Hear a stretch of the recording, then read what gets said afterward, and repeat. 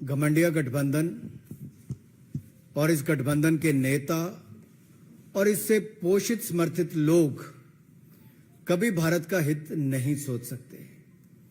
भारत कैसे कमजोर हो, कैसे भारत के हितों को नुकसान पहुंचाया जाए और कैसे भारत विरोधी एजेंडे को कैसे हवा, खाद, पानी दिया जाए,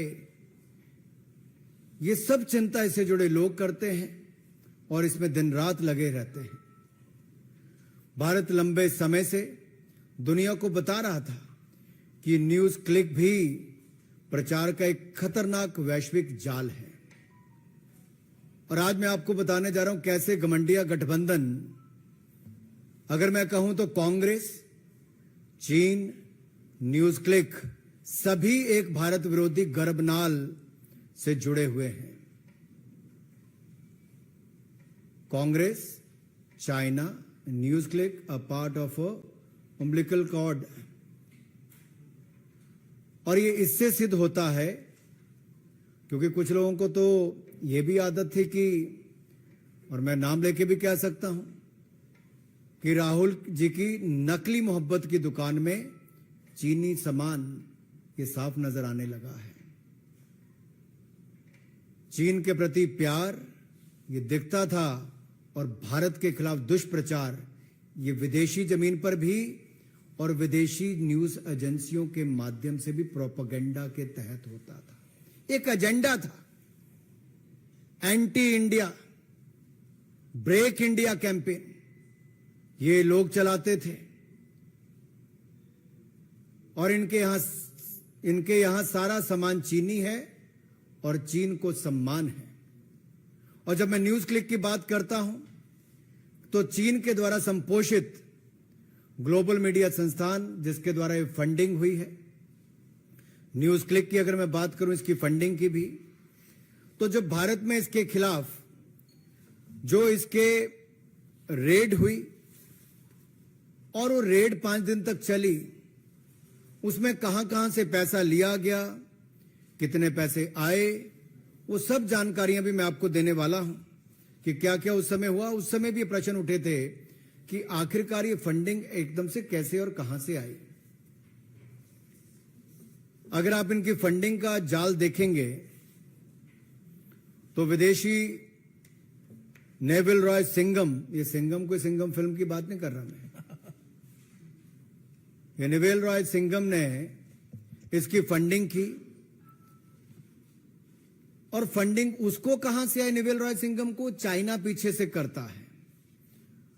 और इसमें नेविल रॉय का जो सीधा संपर्क है कम्युनिस्ट पार्टी ऑफ चाइना के एक प्रोपेगेंडा आर्म के साथ है, जो चाइनीज मीडिया कंपनी माकू ग्रुप के साथ। ऐसा किसने कहा? जिसके ऊपर कांग्रेस और अन्य विपक्षी दल बड़ी बड़ी बातें जिन अखबारों के बारे में करते हैं, उन्होंने ही पुष्टि की है। पुष्टि उस बात की जो भारत ने 2 साल पहले कह दिया था। हमने 2021 में न्यूज क्लिक के बारे में खुलासा किया कि कैसे विदेशी हाथ भारत के खिलाफ है, कैसे विदेशी प्रोपेगेंडा भारत के खिलाफ है। और ये anti India, break India campaign में कांग्रेस और विपक्षी दल भी उनके समर्थन में जुड़कर सामने आए थे। उस समय उनके किन किन लोगों ने ट्वीट किए, ये कांग्रेस के नेताओं के ट्वीट है। 1, 2, तीसरा, ये खुलकर उनके साथ थे। ये चौथा, और फिर कांग्रेस आई तो कम्युनिस्ट पार्टी तो जब चाइना का समर्थन करना और उनके लोगों का एजेंडा, तो ये एक और साथ में है। फिर बाकी तृणमूल कांग्रेस कैसे पीछे रहती, वो भी साथ में आ गई, बड़े बड़े पत्रकारों से लेके बाकी सबके नाम। और ये कहते थे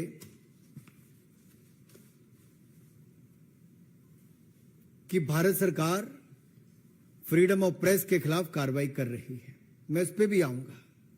मित्रों, ये जो इसकी फंडिंग है, उसके साथ साथ मैं एक बात ये भी कहना चाहता हूं, फंडिंग तो ये कर रहे थे न्यूज क्लिक को चाइनीज कंपनियां नेविल रॉय सिंघम के माध्यम से, लेकिन जो इनके सेल्समैन थे हमारे हिंदुस्तान के कुछ लोग हो गए थे।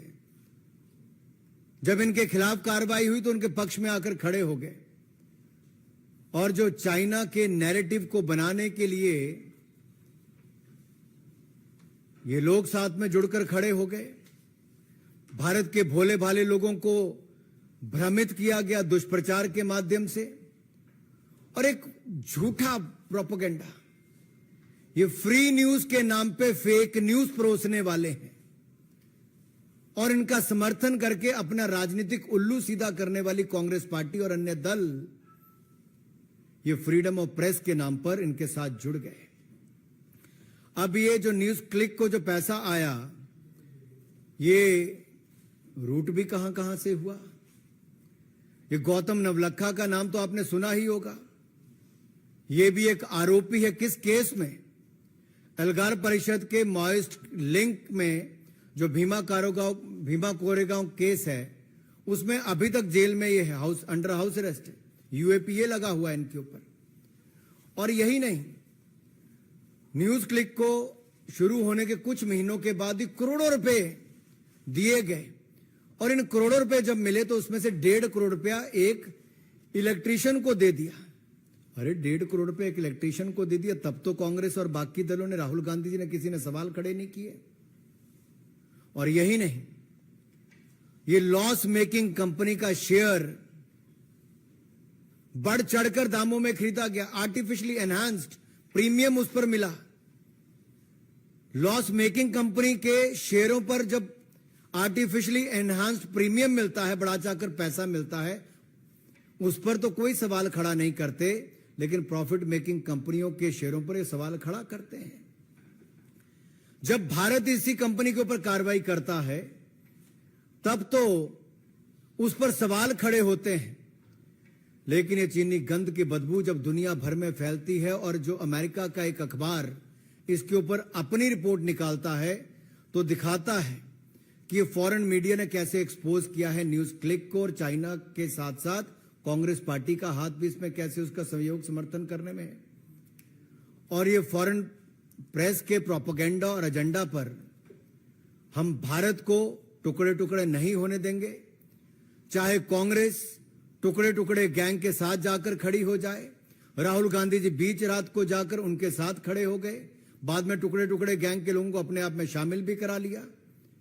और इनके समय तो सीबीआई और ईडी पिंजरे में बंद तोता होती थी, लेकिन आज अगर वो ईडी कार्रवाई न्यूज क्लिक जैसी फर्जी संस्थाओं के खिलाफ करती है, तो उसके ऊपर ये प्रश्न चिन्ह खड़ा करते हैं। ये गलत सूचना के खिलाफ, मिस इन्फॉर्मेशन के खिलाफ युद्ध है, और ये युद्ध जारी रहना चाहिए।